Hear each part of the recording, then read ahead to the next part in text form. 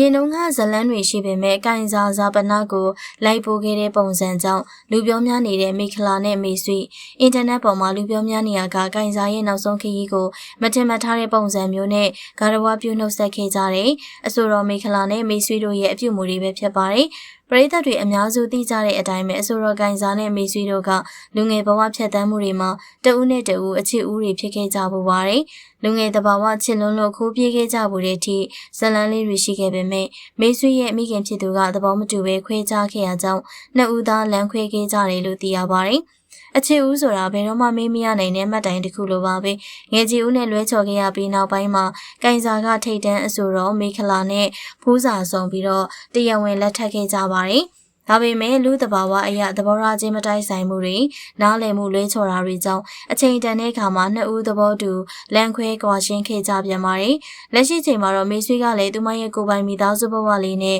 တာယာပျော်ရွှင်နေတယ်လို့မေခလာကလည်းနာမည်ကျော်မင်းသားရန်ကျော်နဲ့အတူအေဂျင့်နဲ့အိမ်တော်ရေးဘဝလေးကိုတိစောက်ထားနိုင်ခဲ့ပါပြီ။ဒီနေရာမှာအထူးခြားဆုံးနဲ့အလေးစားရဆုံးအချက်ကသူတို့သုံးဦးရဲ့ကြားကဆက်ဆံရေးပါပဲ။တာမန်လူတွေရဲ့သဘာဝအရာဆိုရင်တော့အချစ်ဟောင်းတွေဝဲကွာသွားအိမ်တောင်ဘက်ဟောင်းနေဆိုတော့တဦးနဲ့တဦးမျက်နှာချင်းတောင်မဆိုင်ကျင်ကြသလိုမခေါ်မပြောနိုင်ဖြစ်တတ်ကြပါတယ်။ဒါပေမဲ့ကိုင်စာမေဆွေးနဲ့မေခလာတို့သုံးဦးကတော့အဲ့ဒီလိုမဟုတ်ခဲ့ပါဘူး။အတိတ်ကဇလန်းတွေကိုအတိတ်မှာပဲထားခဲ့ပြီးတော့ပြစ္ဆုတ်ပံမှာအနုပညာမောင်နှမတွေတငယ်ချင်းကောင်းတွေအဖြစ်ရည်တည်နိုင်ခဲ့ကြပါတယ်။တဦးပေါ်တဦးအမုန်းတရားလုံးဝမထားဘဲတန်ရှင်းဖြူစင်တဲ့မြတ်တာတရားတွေနဲ့သာအပြန်အလှန်လေးစားမှုပေးနိုင်ခဲ့တာတကယ့်ကိုအတူယူစရာပါအခုလိုမျိုးအစိုးရကိုင်းစားတယောက်ဘဝတစ်ပါးကိုပြောင်းရွှေ့သွားချိန်မှာဒီဖြူစင်တဲ့တန်ရောစင်တွေကပို့ပြီးတော့ပေါ်လွင်လာခဲ့ပါတယ်ဇာပနာအခမ်းအနားကိုအစိုးရမိခလာကိုယ်တိုင်ကိုထီလက်ရောက်လာရောက်ပြီးတော့အနောက်ဆုံးခရီးကိုလိုက်လံပို့ဆောင်ပေးခဲ့ပါတယ်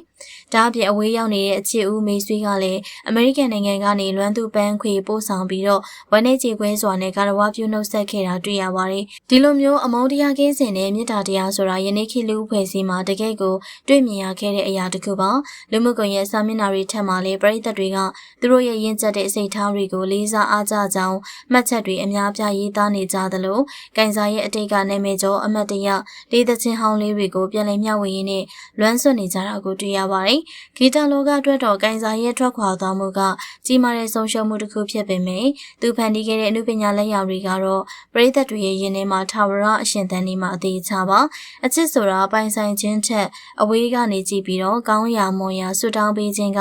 စစ်မှန်တဲ့မေတ္တာတစ်မျိုးပဲဆိုတာကိုသူတို့သုံးဦးရဲ့ဇလန်းလေးကသက်သေပြနေတယ်လို့ပါပဲဒီမြင်ကွင်းလေးကပရိသတ်တွေအတွက်တော့ဝမ်းနည်းမှုတွေကြားကနေကြည်နူးစရာကောင်းတဲ့အချစ်စစ်မေတ္တာစစ်ရဲ့ပြရုပ်တစ်ခုပါပဲကိုင်စာမေခလာနဲ့မေဆွေတို့ရဲ့အမုန်းတရားကင်းတဲ့ဒီလိုဆက်ဆံရေးမျိုးကိုချစ်ရတဲ့ပရိသတ်ကြီးဘယ်လိုမြင်ကြပါသလဲရင့်ကျက်တဲ့သူတို့ရဲ့စိတ်ထားလေးတွေအပေါ်ဘယ်လိုခံစားရလဲဆိုတာခမမမှတ်ချက်ပေးခဲ့ပါအောင်ရှင်ကြည့်ရှုပေးရတဲ့အတွက်အားလုံးကိုကျေးဇူးတင်ပါတယ်ရှင်